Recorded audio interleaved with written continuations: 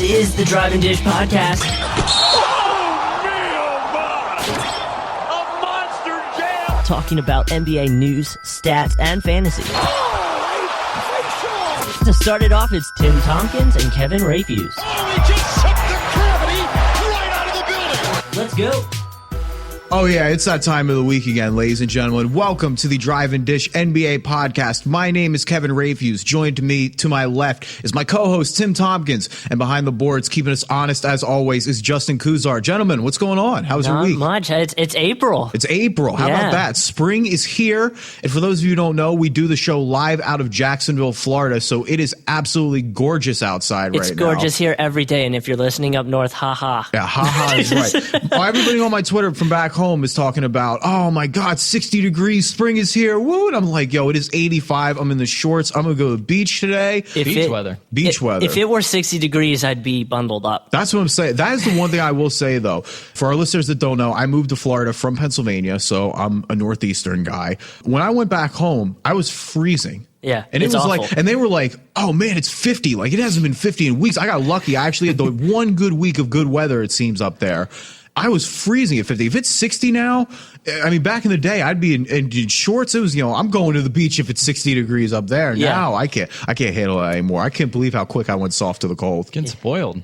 Yeah, well, you're coming from Arizona originally, so you've never. I mean. Do you know what cold is? I lived in Boston for a year, absolutely. Okay. It was a kind of cold to where if you were walking and you had a hoodie on, you couldn't move your head because cold air would get into your hoodie. Yeah. And it was really, really cold. That'd be the worst. That's And if you're in the city, too, you got to worry about like wind tunnels and stuff with all the skyscrapers and all that. Sure. So. And Arizona actually does get really cold at night because there's a lack of moisture in the air. So they have like 30 and 40 degree temperature changes from night to day. Yeah, there's certainly not any of that here in Florida. There's I don't think you can find more humid weather in any other part of the country. But yeah, no, it's absolutely beautiful. We will not be complaining about the weather. This is not complaining. We are very, very happy that on April 5th, it is 85 degrees down here in Florida. Exactly. So speaking of very happy, I was very happy to give a speech on how the Suns might possibly be the best team to never make the playoffs. So Tim, you're in you're in a speech class. You've had 3 speeches and every single one's been on basketball. But this one was really good. Look, the Suns right now have a positive 2.75 point differential margin of victory.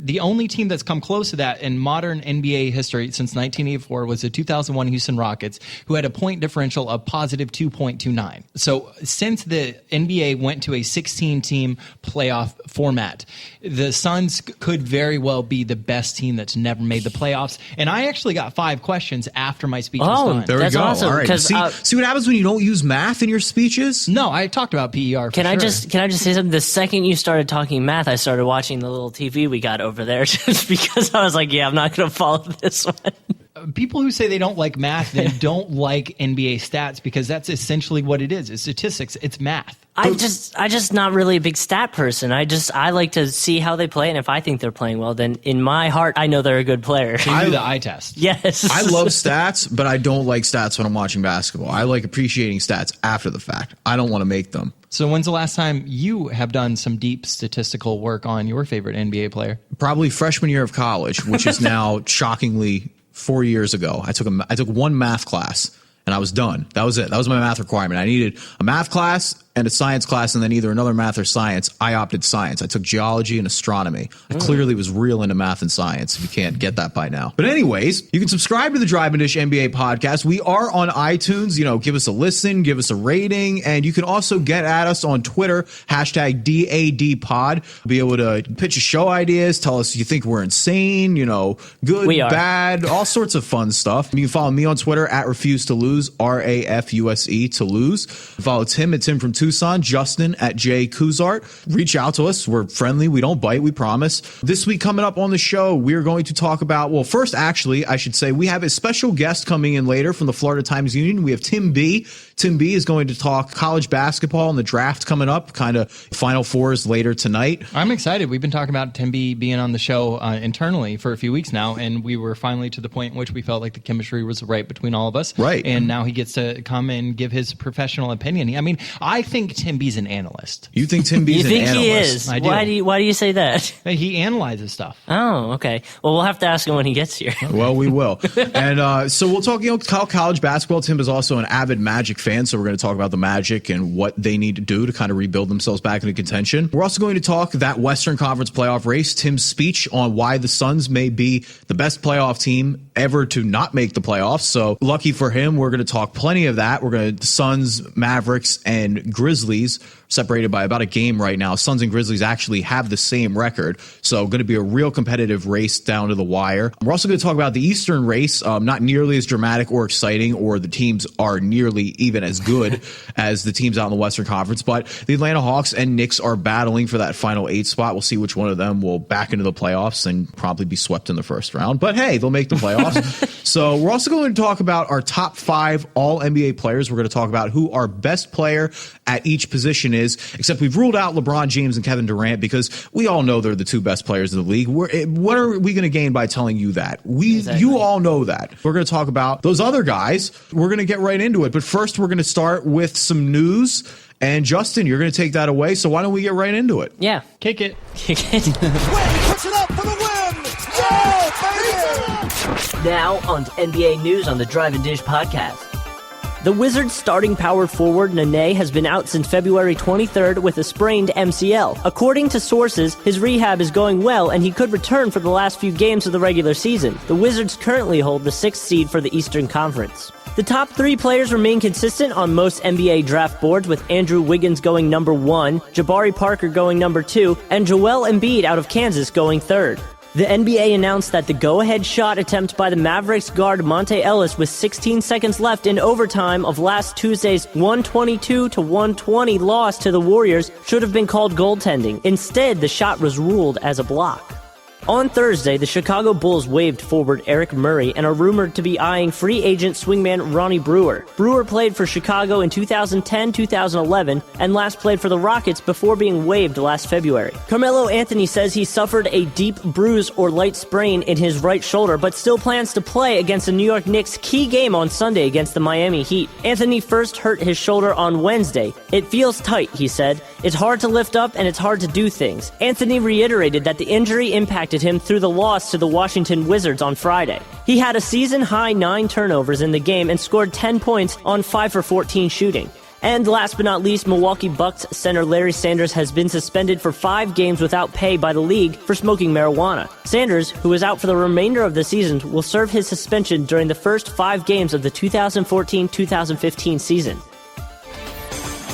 Thanks so much for reading that news, Justin. So yeah, Larry Sanders, after the horrible season he's had, we know he's out for injury for the rest of the year. He's been fined by the league for smoking the ganja. Yeah, he should be traded to the Nuggets. I think everyone who's listening right now saw that joke coming. If you didn't, you really weren't paying attention, and shame on you. But Best team name ever. Yes. But seriously, it does bring up an interesting point, though. Larry Sanders, will he be the first of many, as it seems to be attitudes on marijuana are loosening up around the country, and we're starting to see it legal in some places. I think down the road that could be a very interesting debate. You know, just because it's legal federally doesn't mean the league has to legalize it, but I think that question could come up more often than not. I agree. I mean, do you really want Larry Sanders being the spokesperson for legalizing pot in the NBA, though? I mean, when he'd get ejected, it was my favorite ejection of all time. So I'll give him the benefit of the doubt. Why not? Fair enough. Well, these last couple of episodes, we've been talking about picking our top 5 all NBA teams. And so this week we're doing it. However, what we are doing is we are leaving out Kevin Durant and LeBron James. We all know they're the 2 best players in the league. It's not even worth having the debate. We'd be beating a dead horse, and nobody wants to hear that. But nobody ever talks about beyond those 2, I feel like. So we're here. We're going to do that now. Yes. And so we researched over the last week. We made our consensus. So technically it would be the 3 through 8 players, but we're going to say top 5 for the sake of this segment. By position. By position, yes. Top at their position after Kevin Durant and LeBron James are taken out. Which really only excludes the small forward, but whatever. Exactly, yes. So who do you have for your point guard? Oh, okay. I am going to roll with Tony Parker. Really? That's the best part. Okay. Now, I'm aware that other people probably think Chris Paul is a better point guard. Yes. Tony Parker shoots 4% better. He shoots 49%. He averages 7 assists a game, whereas Chris Paul averages 11 assists. But Tony Parker averages 20 points a game, whereas Chris Paul averages 19. And the reason I'm going with Tony Parker is because he's won. And I feel like that should be taken into the equation. He is a winning player. I was looking at it. Chris Paul. I didn't say it, but Chris Paul is my point guard who I picked, and I was just looking at it by stats. He has 36 double doubles this season. Yeah, which I think he's a phenomenal player, but he hasn't right. won anything. I think that should be taken into account as to who's the best. Tony Parker's played on the Spurs' well-oiled machine for 13 years of his career. Chris Paul had a few good years in New Orleans and now finally has a great team around him for the Clippers that is going to contend. I don't think you can hold that against him. That can't be the whole argument. He was the Hornets. When he was on their team, he was there. He was the only player. Outside really. of David West, can you name another player on those Hornets teams that stands out? I don't. No, I don't, but I think that it shouldn't be taken away from Tony Parker just because he plays within a winning system. I think that part of that winning system is contributed to the fact of such solid point guard play. I don't want to downplay Parker. I think he might agree. be the most underrated player in the entire league. And I would put him second at point guard. I would behind Chris Paul. He would be definitely my second, even over Westbrook, even over Rose. But, well, he's kind of a wild card with all the injury issues going on over the past few years. But when you see Chris Paul, to me, you have the ultimate floor general. I mean, you said 10 assists a game. That just like it's nothing. It looks so effortless when he just runs up and down the floor and just the crisp passes. And I know that we talk about the Spurs ball movement, but just to me, Chris Paul is the ultimate floor general. And not to mention when the game comes down to, seconds left in the game, if you got Chris Paul has that ball, you know he's going to make a very good attempt. Okay, do we remember game 1 of last year's finals? I do remember that, and that was awesome and clutch. I'm not saying he's not clutch. I'm just saying between him or Chris Paul, I think I'd want Chris Paul shooting that last shot. I think that Tony Parker is a little bit of a better shooter than Chris Paul. And I also think that I know that the Spurs lead the league in most open field goal basket attempts. Mm-hmm. And I think that a lot of that has to do with the solid play of Tony Parker. And that a lot of people don't pay as much attention to how solid of a player he is because he's on the Spurs and no one cares about the Spurs. Well, they don't even care. They went on, a 19-game win streak, and no one even... Well, they finally sort of started mentioning it, and then they lost. And then the streak. Right. I think it was about 18 when they started mentioning it, and then they won 19, and then they lost to the Thunder on a pretty big matchup in OKC. So you can't really a bad loss there. Yeah. Yeah, I agree. Who do you guys have for your shooting guards? I have James Harden. I picked James Harden for my shooting guard. Oh, I completely disagree with you. The lapses in James Harden defense, I think, cannot go unnoticed. And maybe he does give you 25 points a game, but he gives up 30 points a game. I mean, you saw what Joe Johnson did to him last week. I agree. He murdered him. But I also doesn't think, even try.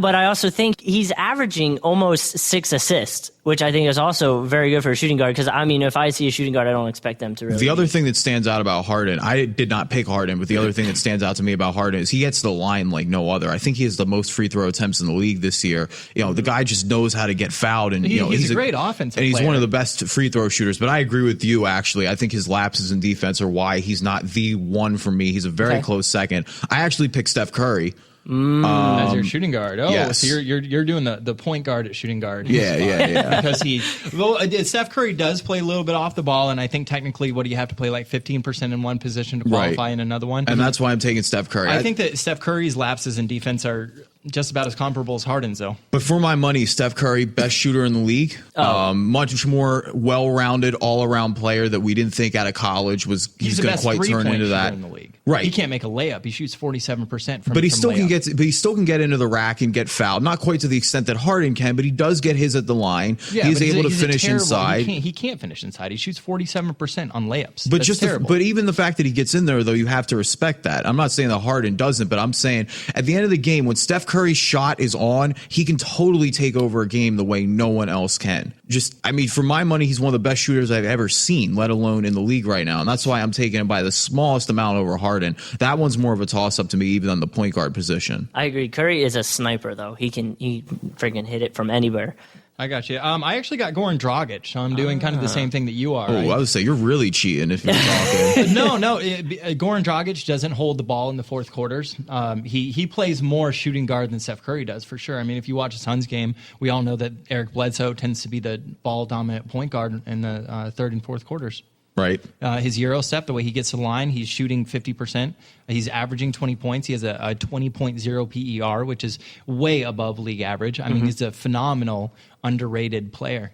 I think he's going to be great in the coming years. He's already great now, but I think he's going to get out of Slovenia. I think he's going to get even better. Absolutely. I saw an interview where he said his favorite player was Steve Nash. Yeah, he learned under Steve Nash, which was awesome. Which I think is helping him a lot now as well. That great point guard tradition in Phoenix, that would certainly go a long way if he can even get half the run that Nash had there. Yeah, I completely agree. We're definitely we're jumping the gun there a little bit. I mean, I don't know. He has a 20.0 PER. He shoots 40% from three. He averages about 7 assists a game. He averages 20 points a game. He's leading the Suns. He's the best player on the Suns team right now. And I'm really curious to see what they do. We've mentioned a lot all those first round picks that they have.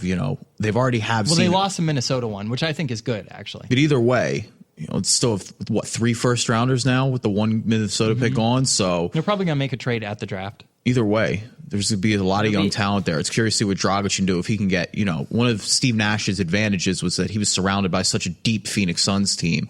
And we'll see if they can surround Dragic with that kind of talent, see if he can take off the way, Suns fans want him to. I completely agree. So small forwards, who did you guys pick? Paul George. Paul George? Yeah, I stuck with Paul George. Even recently, I know right now he's not doing that great. I actually was looking at that, and I was trying. I didn't want to. I don't like him. I don't like the Pacers.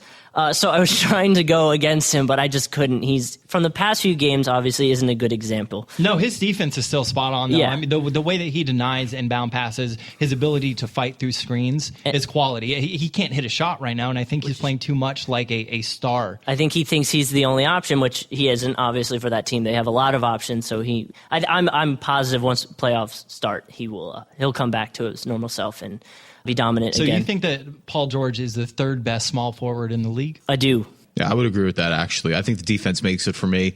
He's a destructive player on defense. There's no doubt about it. We've seen him last year in those Miami Indy series. He would be on LeBron. He was one of the few players. I'm not saying he shut him down, but piss him off. Anytime you do a lot to defend LeBron, and they go shot for shot during those playoff series, I think Paul George has the range. He can hit the outside shot. He's a tremendous player on the inside, throwing down some of the most thunderous dunks you'll ever see.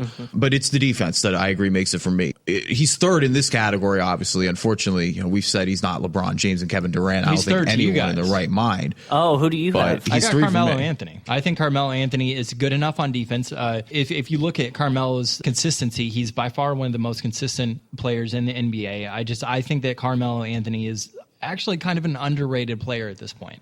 Underrated in the sense maybe because this year the Knicks, for all the Knicks struggles, I don't blame Carmelo as much this year. He's been playing out of his mind, but nobody notices because the Knicks have been so bad. But Carmelo Anthony has been amazing. My only problem with Carmelo Anthony is I still don't think he's a great ball distributor. He plays a lot of, if I noticed from watching the Knicks, he plays a lot of ISO ball. It just turns into Carmelo Anthony gets the ball. Right, but with Melo in the past, he's had more options to distribute. Paul George at least tries to distribute, it looks like. Melo, a lot of times, will literally get the ball and run 20 seconds off the shot clock and just pull up and shoot. It's just so many. The one thing I will say about Melo, this is his best aspect or most underrated aspect, is he's an incredibly effective crunch time player. He's a back to the basket type player too when he wants to be, which is something that Paul George just doesn't do. Yeah, I mean, he's not. Paul George obviously doesn't have quite the height that Melo has and wouldn't be nearly as effective at the 4 as Melo is. But I think if you put Melo at the 4, you also diminish him a little bit. Sure, he can't take the physical beat down and toll that playing the 4 comes with, where he just doesn't have the frame of LeBron James per se. But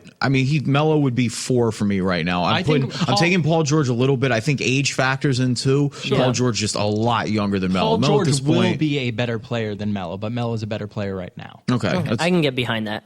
All right, so power forward. This was tough for me. This was probably the hardest one. I had so much trouble with this one. Hands down, Kevin Love. Okay. I picked Kevin Love as well. Mm-hmm.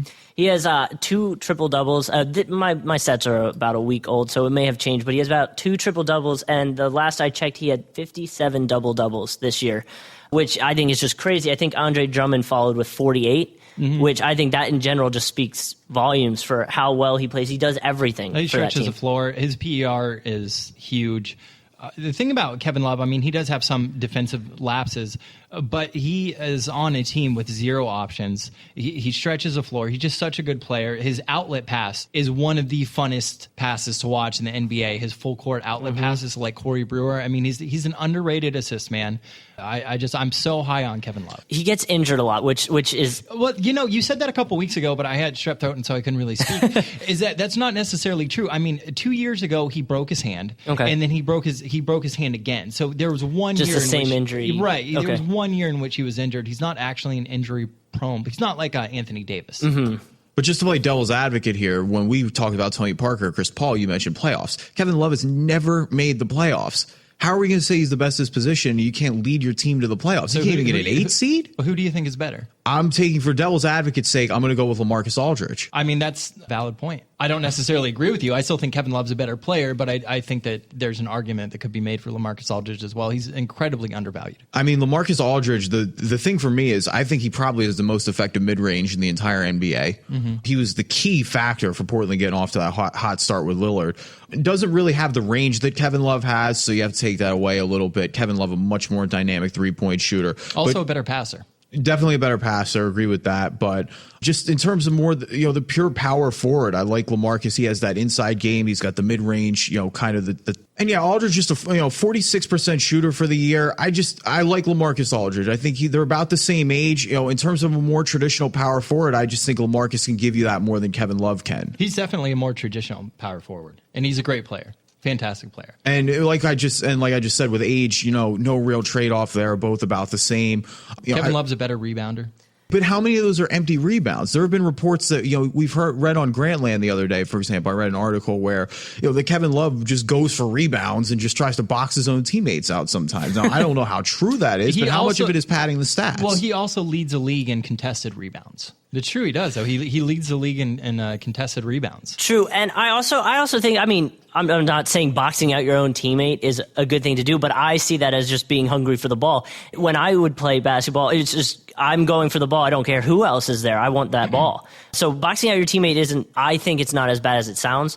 You don't want to box out your teammate. You'd rather box out the other team, but I don't think it's too much to worry about. Sure. So center, who do you guys have? I have a feeling you guys aren't going to agree with me on this one. Okay, well, so then you can start it off since we can bash you right away. Here it comes. I'm just getting ready. I picked Dwight Howard. 4 years ago, maybe. I actually know. For as much as I was getting ready to go in guns blazing, I agree with you. You think Dwight Howard is the best center in the NBA? That's ridiculous. That's it's stupid. Who else? It's not even an argument. Why is it stupid? Because he's not a very good post player. He's not nearly as good on defense as he used to be. He can't shoot free throws. 4 years ago, you could argue that you could build a team around Dwight Howard. Right now, you could not build a team around Dwight Howard. How many centers in the league can you build a team around of at this point? I think there's a couple for sure. I can name maybe 2 that I would even think of building a team around. And those 2 should be the best center in the NBA, not Dwight Howard. I'm not going to kill him for the defense over the last 2 years. I think he's been recovering from major back issues. His free throw shooting definitely is horrendous. There's no justification that I will try to make for his free throw shooting. Too. I still think Dwight Howard on an off night gives you 20 and 10. It's just doing it real easily. On an off night? No, he doesn't. He doesn't give you close to that on an off night. That's his best night. All right. Well, for the rebounding, it's still there. I still am with his rebounding rates are still amongst the best in the league. His post game, hasn't quite developed the way you wanted to, but you still have to respect it. I just don't think anyone can do as much consistently as he can. My knock against Hibbert is that Hibbert isn't nearly as polished of an offensive player, even with Dwight being limited these past few years, as Dwight Howard is. I agree, but Hibbert is also on a team where his guards can't make post entry passes. Roy Hibbert's averaging 10 points a game. No, I agree, but he also can't get touches. So who would you argue then? Al Jefferson.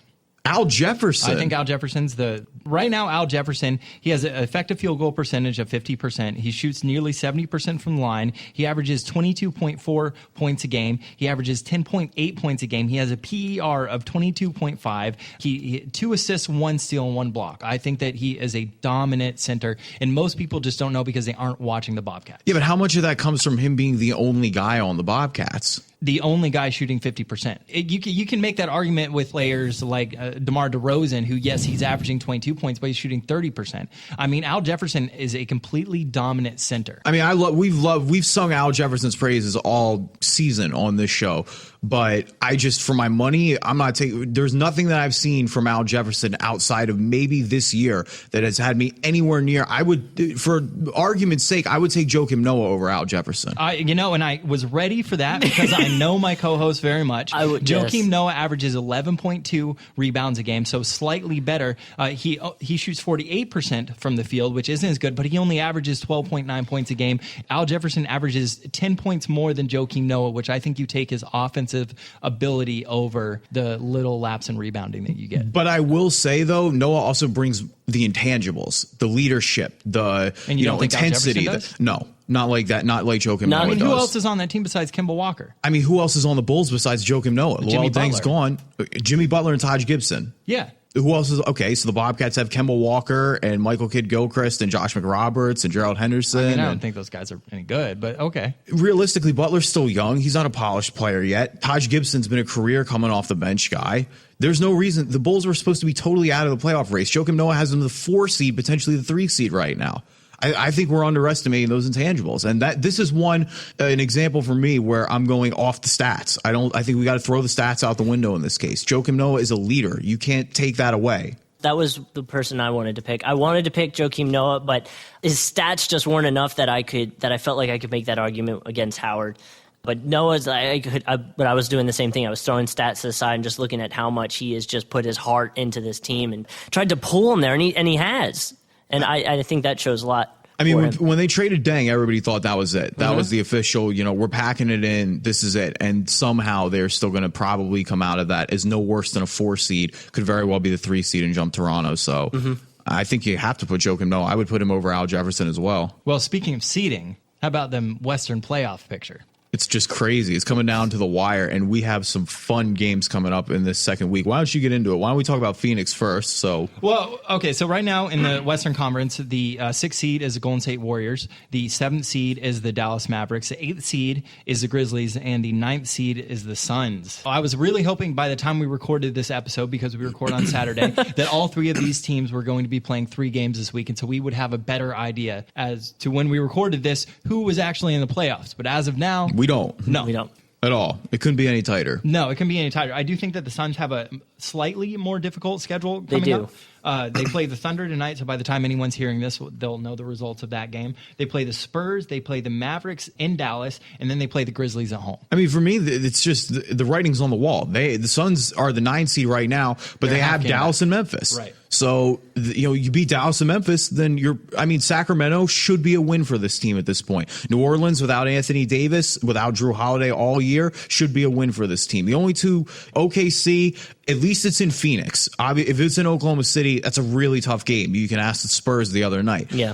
San Antonio and San Antonio, all right, we'll chalk that one up as a loss. Depending on whether or not the Spurs rest their guys, I mean, this is a point of the season where Greg Popovich, they have the number 1 seed locked in. This is about the time where they start resting their players. How many games do you think Phoenix needs to win realistically to get in? Of those 4. 6, you think they need to win at least 4? 4. The thing is, a lot of this really depends on how well. Not only do the Phoenix Suns play the Grizzlies and Dallas, the Grizzlies and Dallas also play each other. Right. So depending on how those games work out, I cannot remember the end of an NBA season being this volatile with the 7th, 8th, and 9th seed right there. Well, it's been such a competitive conference all year that it's awesome that it's almost like we're getting playoffs before the playoffs. Dallas is the 7 right now. I think they're in control of their own destiny. I think they have probably the easiest schedule left. They only have 5 games left. They are coming off a win last night in LA. They actually swept both LA teams back to back, so it's pretty impressive right there. They have the last 3 games of the season are going to be their toughest. The last 3 for sure, but I've pretty much gimmies at this point with Sacramento and Utah to kind of pad that. And then San Antonio, it's in Dallas. That's a rivalry game that's been going on for years. The Spurs would love nothing more than to just knock the Mavericks out and just finish their season. Then against Phoenix and against Memphis, Memphis is on the road the last game of the season. That could be a really fun last game. Like I said, the first 2, you got to win those games. If you're a playoff team, you beat Sacramento and you beat Utah, period. There's nothing else that needs to be said about that. Of those games, Dallas, I think if they win 4, it's all but done. I think they have to win at least 3 minimum to make the playoffs. I agree with that. I was just looking at it. I think if they can beat either Phoenix or Memphis, I'm worried about the San Antonio. I'm worried they probably will have trouble with that if they're not resting their players or anything like that. And like you said, it's a rivalry game, so maybe they won't rest them and just try to take them out of the playoff picture altogether. But if they can beat either Phoenix or Memphis their last 2 games, I think they might be able to get. I agree. Themselves in. If they win one of those 2, I think that they're in for sure. Mm-hmm. Now Memphis' schedule is kind of interesting, a little more like Phoenix. They have 6 games left.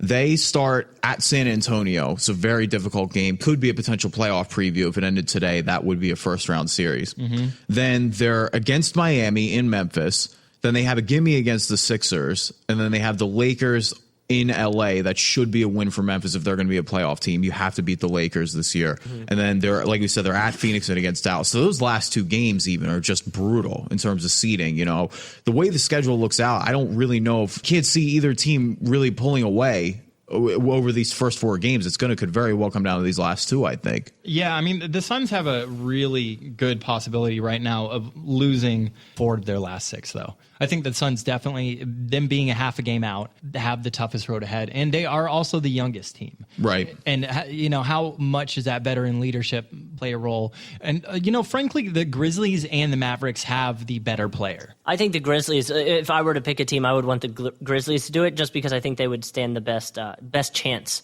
I know the Mavericks have Dirk and all that, but I just think the Grizzlies are the most fitted for playoff matchup right now. All right, so who do you think gets in then? Let's go around the table here. Who do you think gets in? If I had to put money on it, I would say that it would be Dallas at the 7 and Memphis at the 8. Okay. What about you, Justin? I think Grizz are going to go at 7 and Mavericks at 8. I flipped it around on you. I think the Mavs at 7 is definitely going to happen. I think those first 2 gimmies help. I just think the playoff experience is there. The coaching is there. Rick Carlisle, maybe the most underrated coach in the league. That could be a debate for another day. Again, I think that Memphis is going to be the 8. Again, it's nothing against Phoenix, but I think that experience is going to matter. Memphis playing a lot better since Marcus Saul's come back into the lineup, and Memphis has been there the past few years. Phoenix hasn't. Like you said, the youngest team in the league. There hasn't been a bigger game for this current Phoenix team assembled than they'll have against Memphis and against Dallas down the stretch. If they're going to be a playoff team, they're going to have to live up to that pressure. They're going to have to win some of these games. They blew a 17-point lead to the Clippers this last week. That's rough to watch. Oh, heartbreaking. I bet that was rough to watch.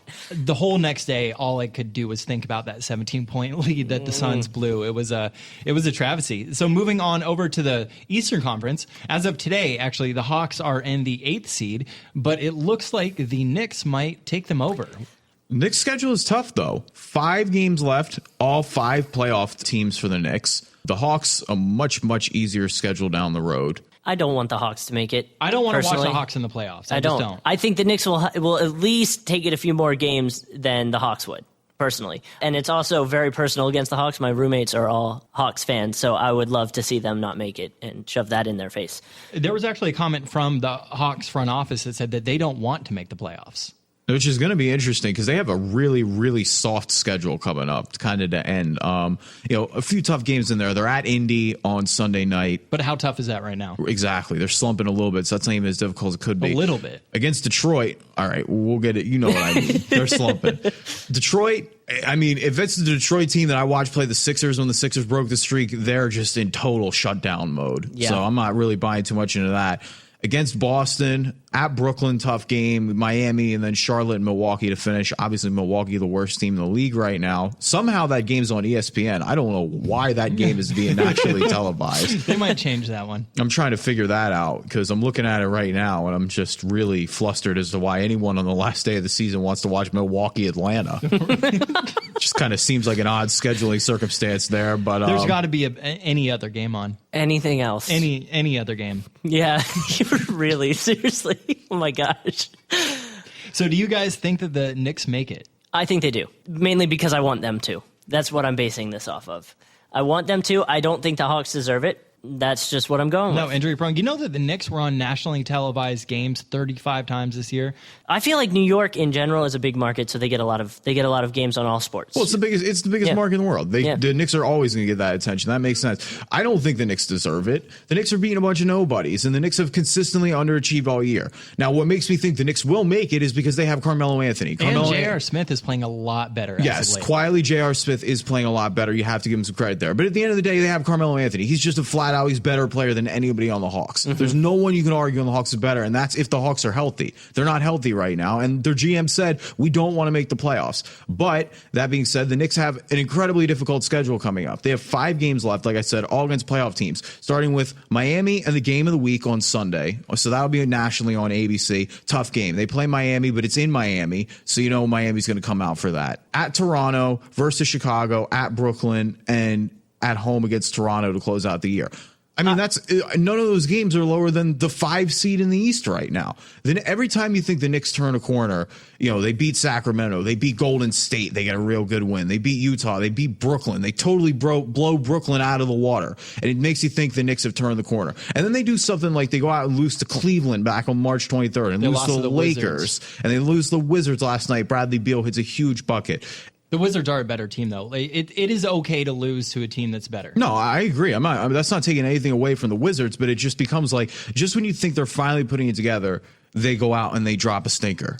And that's just what I think is going to happen with the Knicks. With those 5 games, there's nothing that I've seen all year from this Knicks team that makes me think that the Knicks are going to make it. The Hawks just have an easier schedule. They have 3 or 4 gimme games. The Knicks don't have a gimme game. Now, as we promised early on the show, we're joined by our first special guest in studio. This is the first for the Drive-In Dish NBA podcast. So welcome aboard from the Florida Times Union, Tim B. That's Tim B, like Bumblebee. The B doesn't stand for anything. It's B-E-E, actually. What's going on, Tim? You know what? At the bars, I always have to say, you know, be like a bumblebee. There you go. Float like a butterfly, sting like a Tim B. They always wait for that for me to spell the rest of my name, and I just stand there looking like an idiot. But one day you should make up make up something awesome that the B stands for. Well, I don't quite know yet, but it could be like Tim Brutus or something like that. Something just no one would expect. Brutus the Buckeye. There you go. Brutus the Buckeye.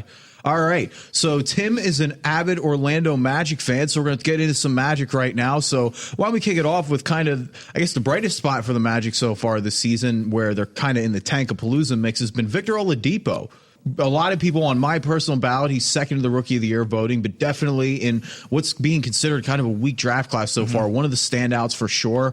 Guys kind of got him, almost stole him a little bit. A lot of people projected him to go number 1 overall when Nerlens Noel got hurt. So what has he brought to this team this year? How good has he been? Gone past my expectations for him this year. Really? Yeah, he's averaging 14 points a game, 4 rebounds, 4 assists, and he's become the go-to guy on the team already in his first year. And I'm real impressed by him. And just real young so far, and kind of, we're seeing a lot of good things on the defensive end too. So looking back, we're going to take it back a few years actually, when the whole Dwight Howard fiasco was kind of coming to an end, just an absolute mess for everybody.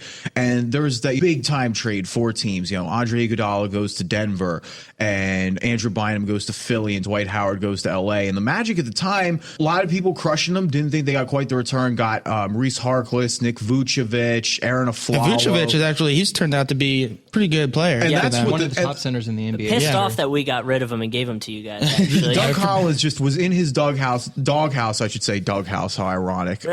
Just never, ever played, I guess. He just, despite showing positives, but I guess when you look back at that trade, now people are revisiting it. They're saying the Magic won that trade. Well, the GM, that was his first year with the team, Rob Hannigan. He came over from OKC, and he's kind of trying to rebuild the team just like they did in Oklahoma, starting young, use all your draft picks. And I think he's doing a good job, making a young core of players. And like we talked about with Vucevic, he's averaging the double-double now. Yeah, averaging double-double, just really one of the best rebounders in the league overall. Really has exceeded all of the wildest expectations in the world. Now, if there's one thing that you think that he could improve on, how could he become a better player? Nick Vucevic? Yeah. I would say probably he needs to polish offensively better, back to the basket. He's still more of a rebound and then put back kind of guy. kind of fights for his own points. How about the mid-range game? Does he have any? Yes, he actually shoot it pretty well for the mid-range. So another one of the guys in that trade that we mentioned was Aaron Aflalo. Kind of he's been around for a long time. Kind of seemed like a cast-off in the trade, but earlier this year, especially, was borderline playing all-star ball.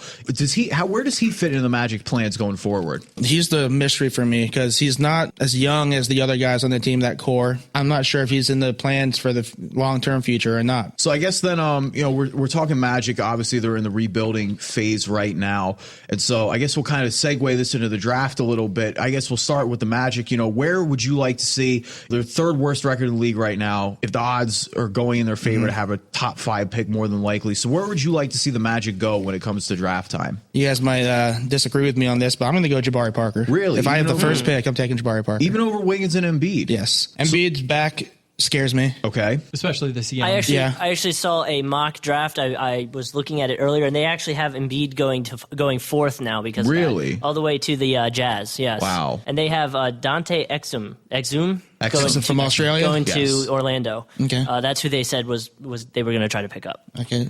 So what makes you like Jabari Parker then? He averaged 19 points a game at Duke as a freshman. Was the best player on that team, and he just looks like he's the most NBA ready. I like his body already. He's bigger than most college freshmen are, and I think he's ready to make that next step. So you don't worry about. I guess the biggest fear with Parker has been kind of his defensive ability, and then just his overall size. His size reminds me of Thad Young a little bit. He can play the 4, but he's not quite that ideal 4 build. Yeah, he's 6'8", 235, and so I think he would probably end up playing more of a small 4 or 3 in the NBA. Okay. He's a college 4, and it was a great college 4. Okay, so you think you would take Parker if you had, assuming the Magic had the number 1 overall, could be somewhere else down the road like that. What else do you think the Magic need to address specifically? I think they need some veteran leadership.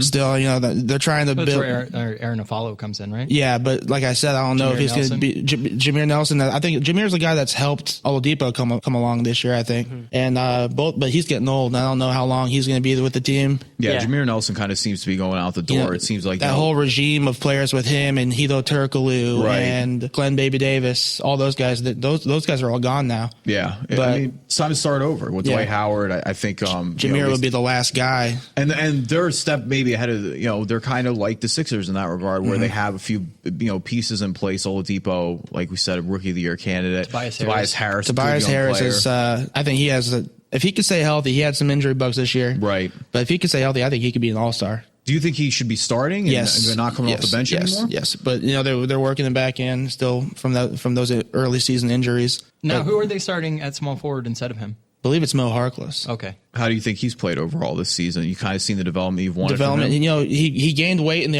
put on weight in the off season, which was something that they needed him to do. Right. He's still only averaging, I think, 7 points a game. You'd like to see a little bit more offensively out of that, but was it 15 pounds of muscle? Because we all know that in the off season. It was proactive. They wanted him to do it. It wasn't fat. Right. So. But you ever notice how everybody gains 15 pounds of muscle? Everybody. I was going to say that was one of the big selling points for Nerlens Noel. They're like, he's already gained 25 pounds of muscle. Right. And you're just hoping that's what it is and not something else. But Muscle Watch Summer. That's what I gained when I started college. 15 pounds of muscle. The freshman 25. We'll call it 15 pounds of muscle once you started college.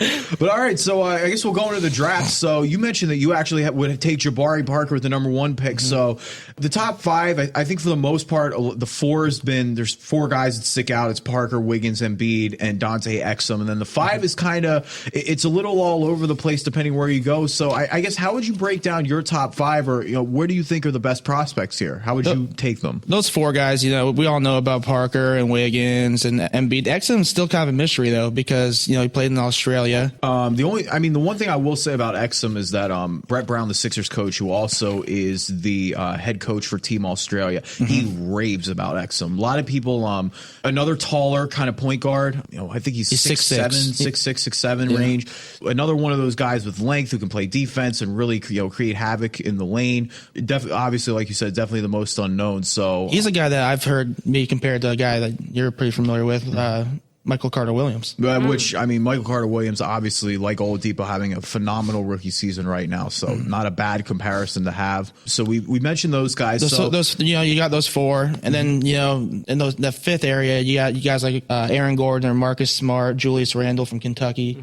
Guys like those. Julius Randle, because of the NCAA tournament, I think his stock has risen. Yeah, absolutely. Huge. I mean, as of right now, we were recording this on Saturday. Kentucky playing later tonight. So we will, see how much further they actually go. How much stock, I guess, do you take in the tournament having effect on people? Because, Wiggins out in the second round, Jabari Parker, Duke upset by Mercer. Yeah. But a guy like Julius Randle is in the Final Four right now. I don't put a huge amount of stock into it. You look at their individual performances, like Embiid only scored 4 points in their loss, right, when they got kicked out of the tournament. But he's still, if he can stay healthy, he's going to be a great player, or you think he is at least. That, is the outlier. Yeah. I also think you can't really take too much stock in it, because if March Madness was supposed to play out like it played, then everyone would have a perfect bracket. It wouldn't or be called someone would March have Madness. a perfect bracket. Yeah, it wouldn't be madness. So Yeah. I think with March Madness, it's an anything goes game. You could just have one off night and you're no longer playing. So it's like. And so we mentioned a few of those prospects, though. We mentioned Julius Randle and Marcus Smart and Gordon. What do you like about each of those guys? Like, what stands out to you? Marcus Smart and Aaron Gordon, I like both a lot. Marcus Smart, was a guy I was hoping was going to come out last year. I was wanted the Magic to get him, but he ended up staying. And both of those guys are real athletic. They're very similar. Aaron Gordon not scoring quite as much as Marcus Smart. He's at 18 points a game in Arizona, right, or at Oklahoma State. He had that shoving incident with a fan earlier this year. I don't know if you saw that, but fans can't be saying that kind of thing to players. It's not okay. I put that more on the fan than the player. It's just a lot of people think he's a hothead now, for better or worse. There was a stretch where his leadership was getting questioned, but I think that's been put to rest. Thankfully, I don't want to go out and act like I'm killing Marcus Smart right now. I think he's gonna be a great NBA player. Well, Marcus Smart is an all around player. He's, like I said, he's averaging 18 points a game. He also averages 6 rebounds, 5 assists, and could play the two very well. I kind of look at him more as a two. Those stats right there kind of remind me, along with his hot headedness, kind of a Lance Stevenson type player. Okay. I can see that. Interesting. Yeah, definitely. Stevenson's been huge for the Pacers this year, though there's been some questions about that during the slumping, but we're sticking on college. We're going to get back to that. So outside of the guys, we all know when we've heard of these guys. We've been talking about them on the show for weeks, and just the national attention's been on them. Who are some guys in the middle, steals? Middle first round and the later first round? Yeah, some steals. Who do you think can make an impact that just isn't being really talked about right now? Okay, well, I got a couple guys that I've been thinking about, and one, he's mid first round, and I really don't understand why. Doug McDermott, the guy can score the basketball. I mean, a lot of people I feel like are comparing him to Jimmer for better or for less. Yeah, where Jimmer just hasn't been able to play defense in the NBA. I think he's more all around player than Jimmer. Jimmer was a shooter, a scorer. Okay, so where do you think he'd be picked? Kind of the 10, 15 range? Yeah, or? like if you could get him there, I think which he'll be available, because that's why I'm seeing him in mock drafts. Right. I think he's a steal. Guy that I'm not even seeing on some mock drafts is Scottie Wilbekin. Okay. From Florida. What do you like about him? I love, 1, his leadership, 2, his toughness, 3, his defense. His defense is outstanding. A lot of intangibles and, there. He's put this Florida team on his back, and I mean, look what they did there. I think they've won 30 games in a row now. Yeah, and another team, the number 1 overall seed in the NCAA tournament, still playing later today, could be in the national championship, probably the favorites to win it at this point. I think, number 1 overall seed, so you can't really take that away. Who else stands out to you? Tyler Ennis from Syracuse. I like his leadership. He made some big plays this year. He was the leader of that team already. Biggest shot of the year against Pittsburgh. Yep. You don't think that the drop off with Syracuse started the season 25-0 and then kind of really dropped off towards the end of that disappointing. Again, I exit. kind of equate that to like we look at the NCAA tournament. We're looking at one player, not a whole team. Right. I don't think that drop off was necessarily his fault completely. At least. Okay. He ironically reminds me a lot of Carter Williams too. Can distribute the ball. Not the best shooter in the world, but does a lot. He can get in the paint well, and just dish it, and I love that about him. Right. So where do you see him kind of projecting out? Ennis? Yes. Late first round maybe. Okay. That's where I would take him. Okay. Anybody else that could stand out? Got close to my heart, Aaron Kraft. Ohio State Buckeye. Yeah. Where do you think he's going to do in the NBA? I don't think he's huge in that Dayton game. He had the team on his back. He was huge all year. He was really the only player they had that played consistently. Aaron Kraft, you don't draft too often purely for defense in the NBA, but if you're going to, he's the guy. Right.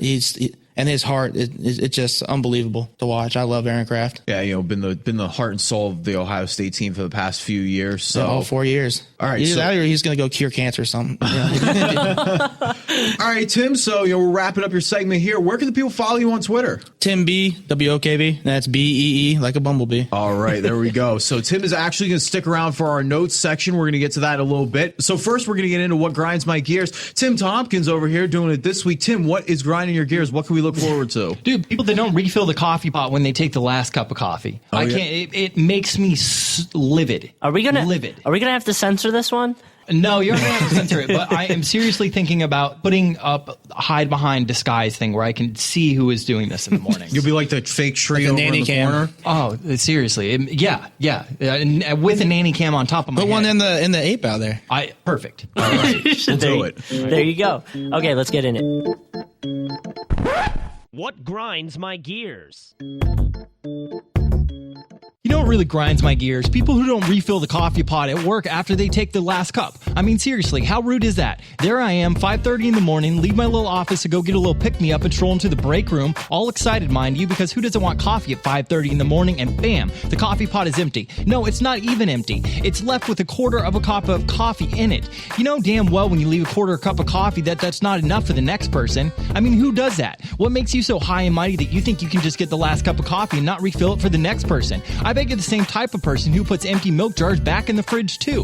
Whoever you are one of God's mistakes, you crying, tragic waste of skin. The next time you walk into the break room and take the last cup of coffee, grab a new coffee filter, put some coffee in it, pour some water in the coffee machine and hit the brew button. It takes like 2 seconds. Don't be that guy. Do it for yourself. Do it for your coworkers. But most importantly, do it for America.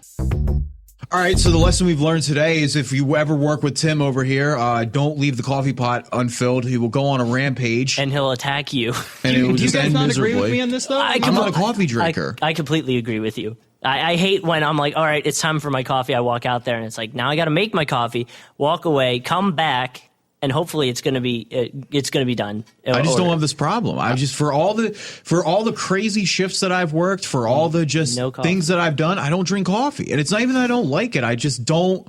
I only drink it if I'm really, really struggling and like got maybe 3 hours of sleep. I just don't use it. I don't know. I don't even know how to use a coffee pot. So. That's what I'm saying, man. If we had to make coffee, if it was me and Tim and he was mad at me for not making coffee, he's going to be mad at me the whole day because I don't even know how to make it. I think that if you know how to drink coffee and you take cups of coffee out of the coffee machine at work, you should learn how to refill the coffee pot. I can agree with that. Dunkin' Donuts makes my coffee. Dunkin' Donuts. So the news and notes section this week. Yeah, we got some interesting ones. LeBron James tweeted out on April 1st, which we should have realized, that he was making a mixtape. Obviously, it was an April Fool's joke, but it got a lot of people excited. I was excited. I thought it was going to be awesome. What, we have the feature list? The feature list was crazy in the tweets. It was Jay-Z, Drake, Juicy J, Kendrick Snoop Lamar. Dogg, Kendrick Lamar. Oh, yeah. It was every rapper that's pretty much popular right now. I would have downloaded the mixtape just off the features. I would have too, because even if LeBron James sucked, you can just, I mean, the rest of the people would have. He would have sucked. Yeah. Yeah. He would have. I will say that verse that came out, it was not good. I'm never ever going to call athletes need to stick to being athletes unless they're Shaq. Shaq is the only one I'm giving a pass here, and maybe Iverson. No, it wasn't terrible. He at least was on beat. You know, some of them can't even stay on beat. Personally, I'm more looking forward to another basketball player's release. Can we talk about the fact that DeMarcus Cousins is releasing an R&B album? Yes. What could be better than that? It's going to be hilarious. Big Baby Davis's R&B album. There we that go. would be. Oh my God. There's gonna be way too much crying on that Big Baby Davis album. I can't handle that. DeMarcus Cousins, tell me he doesn't like Boogie Cousins. Wouldn't be the perfect R&B name Boogie too. Cousins. It's gonna, I can't wait. Oh man, I hope it comes out soon. That's a first day purchase. All right, moving on in our notes. Anthony Davis injured again. He's day-to-day right now with back spasms. Yes, constantly injured. I know, and I feel like if he could just get over this injury thing, he could become a star. They're so fluky, though, I feel like. None of these are consistent nagging injuries the way they are, like Derrick Rose's knees are bad or Andrew Bynum can't walk or it's just like he broke his hand. It's like back spasms. Mm-hmm. At least it's not like ACL. Like a Brandon Roy situation where he had degenerative knees, you know? Yeah. But he's still a bit young to be having all of these issues, I think. I will say it that, worries you going forward. Yeah, I will say this: if he can stay healthy, and we get back to this power forward or center discussion, depending where you want to put him next year, it's going to look a whole lot different. Because when he's been healthy this year, he's been absolutely unstoppable. He looks like a man amongst boys out there. Yeah, I like him. In terms of PER, he is a man among boys. He has the biggest differential and the second best player on his team of any star in the NBA. And his team's been just totally, I mean, besides him, his team's been totally ravaged by injuries this year. Drew Holiday has barely been on the court. Ryan Anderson's been a non-factor. Eric Gordon's been out. So, I mean, the fear of the brow going forward is, I guess, what we're trying to say going forward. Just they are, he's going to be something else if he can stay healthy. When is he going to cut that thing? Shave it? I don't know. I don't understand. It. I think at this point he has to keep gosh, it. He's committed in it for the long run. I want to know who in his circle was like, yeah, keep the eyebrow, keep the unibrow. It was awesome. Well, Like, trademark. He didn't just keep it, he trademarked it. that's what I'm saying. Like, what? I guess when you're that good at basketball, you can do whatever you want. But I can't imagine like him just waking up and being one day and being I hope like, he yeah, comes I want out- to embrace the unibrow. I hope he comes out with like a sports brand, and you know how they like have Nike swoosh. I hope it's like a little like unibrow on my shoe or That's $1 million. something. How many kids in New Orleans do you think take a Sharpie and like draw it in there so they can be like little Anthony Davis on the court? I know I would. Two? Okay. That's Solid a number. lot of research there. That is our the standard official deviation. research. Working with a small sample size. but- Okay. Okay, on Thursday night, the Thunder ended the Spurs' 19-game win streak. The Thunder have won all 4 regular season matchups, which might be interesting to look at going forward because they could meet in the playoffs. Oh, very interesting for me. I mean, I think the Thunder just kind of run the Spurs out of the gym, for better or for worse. They don't have anybody that really can match up with the speed of the Thunder. Yeah. I said all along that nobody in the West should want to play the Spurs. I think the Spurs have to be title favorites at this point of the season. I mean, I completely disagree with you. The Thunder have won 4 games of the regular season. And it's not about who's the best team. It's about matchups. Oh, and I agree. And that's what my point I'm getting into is, though, if I'm the Spurs, I don't want to play the Thunder. If I'm the Spurs, the best case scenario for me is that a team like the Clippers or the Rockets knocks out the Thunder. I think the Spurs can beat anybody in the league, except I don't know how they will fare against Oklahoma City in a 7-game series. And I don't even know that OKC would necessarily be the title favorite then. I know if I'm Miami, say Miami comes out of the East, I'd much rather want OKC than I do San Antonio. But again, it just shows how good the Spurs are, that this is, they've been able to do this, rattle off 19 wins, just have the number 1 seed yet again. Yep. Especially with all the injuries they've had this season, particularly, just have been yet totally just get ravaged. destroyed by OKC. Yeah, they do this every year. It seems like they're the 1 seed and they're looking great. And then, what have they won recently? Well, Yeah, 2 years well- ago, they lost 4 games in a row to OKC in the Western Conference semifinals. Yeah, and that's going to be the big deal. I think for me is the most intriguing part of the Western Conference playoffs is going to be, if they meet up in the Western Conference Finals, which high possibility. It's not really out of the. I think if you were a betting man, that's probably what you would. The 2 teams you put your money on. We'll see if the Spurs have some kind of adjustment. They do have the best coach in the league, so if there's any coach you'd have faith in to come up with those adjustments, it would be Greg Popovich. Absolutely. Well, I got a note right here that I think Tim might enjoy. The Lakers plan to keep Steve Nash next season, and they prefer to eat his contract, $9.7 million, in one swoop rather than waiving him and stretching the money over 3 years. Well, I think it's a good move for the Lakers, and I also think that even if Steve Nash doesn't play a lot, he can mentor their young point guards, and that he brings a lot more to the table besides being able to play. And on top of that, like the Lakers aren't going to be competing for anything next year. So why stretch out? Why mess with your salary cap over the next couple of seasons just for 1 year when you aren't contending for anything anyway? Well, especially, too, we've talked about the whole Kevin Love scenario going out there. They want to have their books completely ready to go for 2015 when a whole bunch of those guys become free agents. So, I mean, I agree with that. I wouldn't want to spread it out. Hopefully, Steve Nash can give them something next year. I'm not really too optimistic over the way the last 2 seasons have gone, but it's not like the Lakers are running out of money. And it's also a respect issue. I think the Lakers have actually been really good to some of their older players, and I think it's a respect issue to give Steve Nash that last year to play and to pay him and fulfill the contract. I will say this. I don't think they'll be competitive next year either, but if Kobe Bryant's on the floor, it'll at least be interesting. Kobe Bryant is not going to hear any talk of them being not competitive. I just don't want to watch Robert Sacre play basketball ever again. Ever. I cannot stand him. I don't like any player with neck tattoos. But he really. You don't like Birdman either? I can't stand Birdman. Man, wow. All right. Worst We found guy on the planet. Oh, I think he's so fun to watch. I think he's hilarious. I was once harassed by a guy that had a neck tattoo that said "lifer." That's terrifying. That's actually terrifying. And ever since then, any basketball player with neck tattoos, I just can't handle. Kenyon Martin with those lips on the side of his neck. Did he get them removed too? Did he? Oh, I don't know. I think there was some. I feel like I could be totally off base here, but I think there was some story behind it where like it was his girlfriend's lips, and then they broke up, and what do you do then? You get them removed, or you turn it into something different. Yeah, exactly. But what do you turn lips into? I don't know. That's a question for, I guess, a tattoo artist. All right. You avoid anybody with a neck tattoo that says lifer is what we're taking away from this. Well, we got another story here. Kyrie Irving returned from injury, and he's back for the rest of the season with Cavs. Personally, I don't think he should have come back. I don't get why either at this point. I mean, we know the Cavs wanted to make the playoffs and were actually really going for that 8 seed. Technically make the playoffs. We didn't talk much about it. They're game and a half back right now. They have a chance to make the playoffs. I mean, they have to really, really want the playoffs badly to put Kyrie Irving back in the game. Personally, I wouldn't have. This is your long-term future. Though there was a report that came out this week. I know we're talking about Kyrie Irving, the injury report. All along we've heard kind of rumblings that he wanted out of Cleveland. There was a report on ESPN this week that it's really intensifying. That Kyrie Irving has pretty much already said that he won't sign a max deal this summer, that he's getting ready to go out the door. They're looking at another LeBron scenario. I think if I'm Cleveland, I'm trying to avoid it, and I'm selling high if I have the chance, but could very well be another LeBron scenario. And again, this just comes back to me, just the inefficiency the incompetency, I guess I should say, of the Cleveland front office. I mean, they've had how many high draft picks over the years?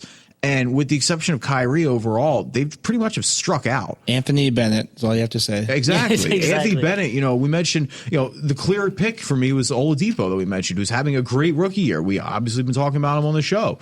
Other instances, I know where they took Tristan Thompson over Jonas Valanciunas, which Valanciunas has been a much better player, was the more intriguing prospect at the time. They also could have had Andre Drummond when they took Dion Waiters. Andre Drummond's a stud in Detroit right now, just an absolute monster inside. We didn't talk about him in the best center conversation. He could very well be up there in a few years. In a few years, absolutely. Have you guys seen his free throw shooting touch though? I mean, it is. It's the most interesting bad. shot. Maybe it's almost as good as Noah's. I think it's better than Noah's. Okay. Wow. I mean, it is a gnarly free throw motion. Okay, I'll have to check that one out. Jason Kidd and Greg Popovich were named Western Conference coaches for March. I don't really have anything to argue with that. Spurs have been on the streak. I don't think you can make any kind of argument against that. Nets have been playing extremely well. They've been the best team in the Eastern Conference since January 1st. Yeah, so Jason Kidd coming a long way from Drinkgate. We talked about that, and I still think that was a good move. That was pretty sweet. It's almost like I love it because it's like, how has no one thought of this before? Well, he wasn't the first person to do it, but if he wouldn't have gotten caught, it would have been thought of as brilliant. But because it was caught, the other team got to shoot the technical foul. Everyone's like, "Oh, how could he do this?" I thought it was brilliant. It's so Bush League that you have to respect it almost, because that wouldn't even cross my mind to do if I was out of timeout. But I guess that's why I'm not an NBA coach. So that's the only reason why you're not an NBA coach. Absolutely, that's the only campaign reason for me. I'm coming for the spot. Patrick Beverley, he's back. Yes, Patrick. It looks like he doesn't need surgery for his torn meniscus, and he should be returning to the Houston Rockets come playoffs. They're huge for them. I mean, obviously, especially if Houston matches up against the Thunder, we all know quite the amicable relationship that Russell Westbrook and Patrick Beverley have. So just ball hounding guy, much more solid of an option than Jeremy Lin, I think, at this point. We'll see what he can do from playoff time. He bring, on a defensive level when you have James Harden, who's just a black hole out there. Patrick Beverley, they're 7 points better when he's on the floor defensively, right? Because he can take up some of the slack that is James Harden.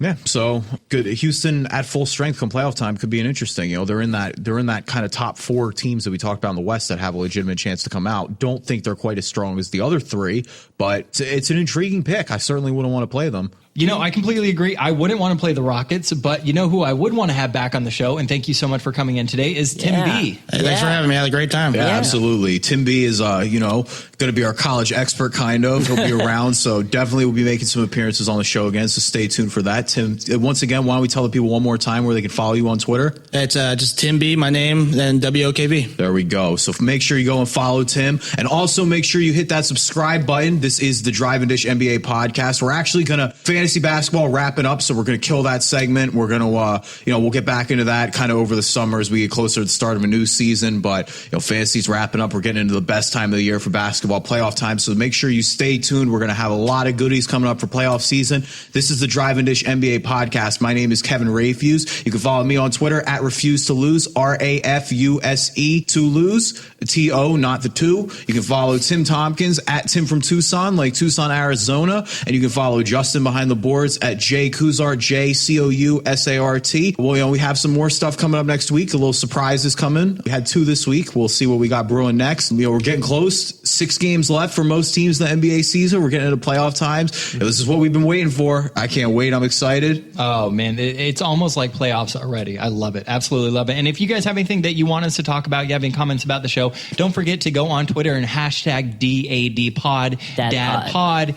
We have a little thing open on our tweet deck where Justin and I are constantly monitoring it to see any comments or questions from viewers. So hashtag DADPod on Twitter. And if we see anything that pops up during the week, I usually will retweet it and hashtag DADPod. So there's also a little information going on throughout the week as well. And make sure you hit that subscribe button on iTunes. We are up on iTunes. There are many ways to find us. Just search the Drive and Dish NBA podcast. We will be there. And if you subscribe, you will automatically get any midweek shows or anything we do weekly. It will go right to your iPhone, to your laptop, wherever you're listening at. And hey, you can hear us talk come playoff time. Who wouldn't want to do that? That's all. That's all. That's all, folks. Thank you for listening to the Drive and Dish NBA podcast. Don't forget to subscribe on iTunes by searching Drive and Dish. On Twitter, use the hashtag DADPod. You can find Kevin at Refuse to Lose, Justin at J Cousart, and Tim at Tim from Tucson. We would like to thank Cox Media Group for allowing us to use their studio here in Jacksonville. We are in no way affiliated with the NBA, and any sound clips you heard on today's episode are copyright of their respective copyright owners. Go get them. We'll talk to you later. Until next time, toodaloo.